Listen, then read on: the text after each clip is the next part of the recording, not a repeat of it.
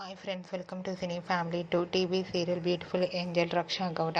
రక్షా గౌడ తెలుగు కన్నడ సీరియల్లోనూ అండ్ అలాగే మూవీస్లలో నటిస్తూ బిజీగా ఉంటుంది.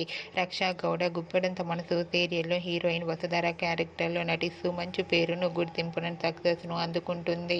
వసుధరకు వచ్చిన క్రేజ్ అంతా ఇంత కాదు. ఆమె అప్డేట్స్ బయటకు రాగానే మంచి కామెంట్స్ పెడుతుంటారు అభిమానులు.